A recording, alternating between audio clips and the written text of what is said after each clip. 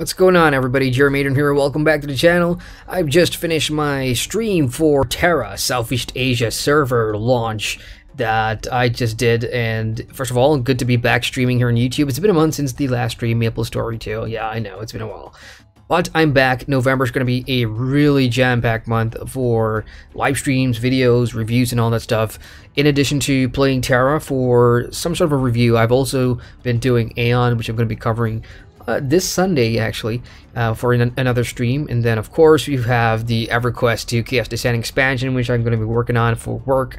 I'll try and make some content for that, too. And what's the other one that I was going to do? Secret World Legends has something coming out on November 12th. I think it's called The Dark Agartha. So I'm looking forward to that. It could be a new story, so there could be a review there. Lord of the Rings Online server, the legendary server. And then at the end of the month, Fallout 76. I'm going to be covering that. But we'll talk about that more in a different video as we get closer to that. Let's recap TERA. I'm going to talk about my experiences, share what I've experienced in stream. This video, this vlog is really for those that don't have the time to sit down and watch my full streams, you know, which could go up to like 2-3 hours, and I know there's a lot of you out there that would rather have a bite-sized version of my experience, right? So I've been doing this since the World of Warcraft leveling review streams, so I'm not going to stop. So here we go. Let's talk about TERA for a bit.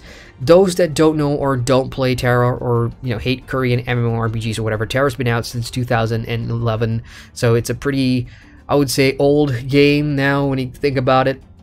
But it has all these action combat stuff that's pretty modern for MMORPGs, especially the action combat, I suppose. And it was released in NA, what, 2012? And 4 years later, no, I think about 6 years later, it's come to Southeast Asia.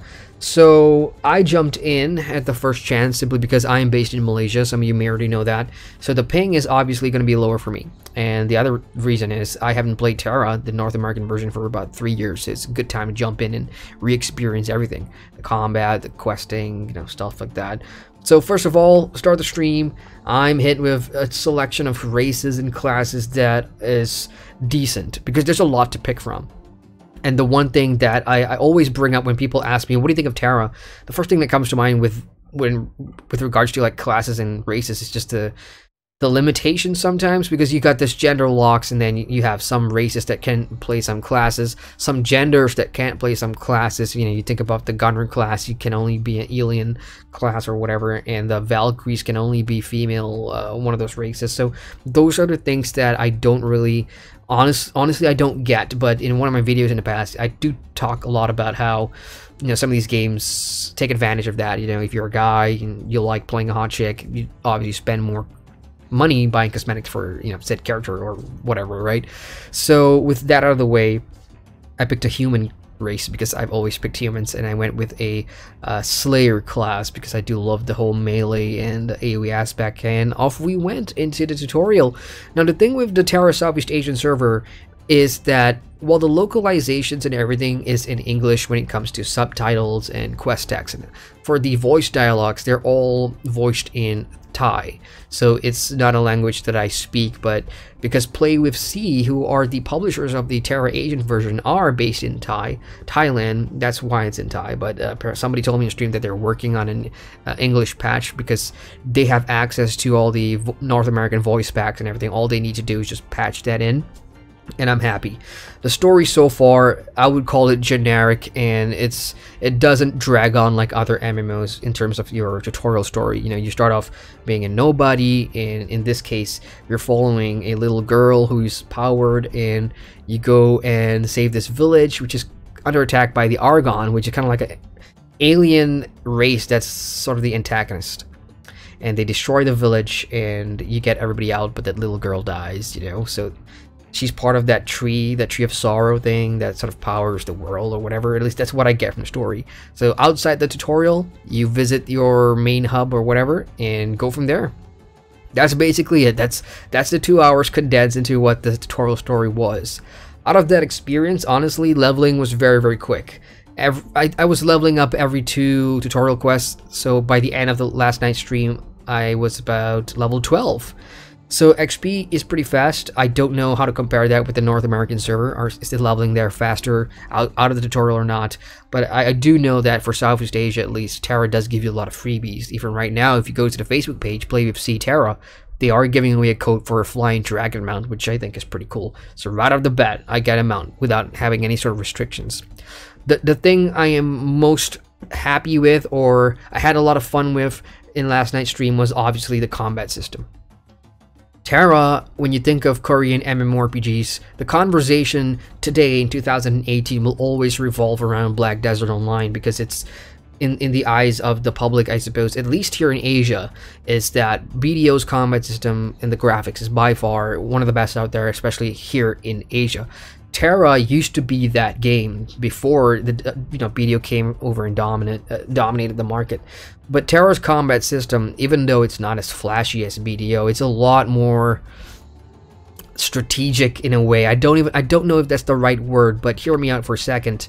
You have to time everything properly, you know, because enemies, if they get their big move off and you can see them about to hit you and you stand there and take it in the face, you do lose a big chunk of health. So BDO system, you do have a roll away, and you've got you know, skills that take some time to execute. So if you commit, then you don't have the time to roll away. So it comes down to timing. And I did mention in the stream, it reminded me a lot of Dauntless, which I played earlier this year too. And I do like that sort of system because it's heavy, it's impactful, and it's, once you've committed to a skill, you've kind of committed. So there's no animation canceling or things like that. So for the class that I picked, the Slayer, I really did enjoy it, you know. The more skills that I got, the better it was, because I had more options to play with the combos and see what combos did for me, and I did like it. So that's the one thing so far that I guess I knew I was going to enjoy jumping into TERA for the first time here in Southeast Asia, is that the combat was going to be something that I could work with, as opposed to a more sort of slower, boring, just stationary hit, you know, and expect the enemy to just take it in the face. TERA's the opposite. You can't be stationary because the enemy's not going to be stationary. The AI is reacting to what you're doing, and you have to react to what the AI is doing. So I like TERA's combat. It's the short point that I'm trying to get to here, and on the first stream too. So the next one that I do, or the more that I play TERA, next I'm going to be looking at dungeons. I want to see how dungeons for TERA are like. I mean, I could obviously go look up YouTubers and stuff like that, but for me, if I'm making a review, I have to experience it myself. So that's why everything's DIY for me. And other than that, social aspects, I did see how the guild system kind of worked, very similar to BDO's, or I should say BDO's is very similar to TERA, if you factor in that TERA's been here longer, with the whole guild icon thing. And the mounts are kind of cute. I did get a cute cat mount. I'm not sure if you guys saw that in stream, but yeah, that was pretty fun. Cash shop, I want to talk about the cash shop real quick before I end this recap vlog. There's no sort of pay to win items in there. You know, you don't get items with stats or things like that. You can buy sort of enchantment stuff. You can get XP boosts for 7 days. There's a premium subscription for 30 days, which costs about 4,000 P. I'm not sure what P is yet, so I have to do some research on that currency. But so far, sitting here trying to recap the stream that I just did, there was nothing in there that sort of like, okay, you want to be good, or if you want to level faster, or you absolutely need to have something from the store. I would say 90% of it's cosmetics, and that's always a good sign for Korean MMORPG at that. Which at this point, you know, you look at other Korean MMOs in the market, it's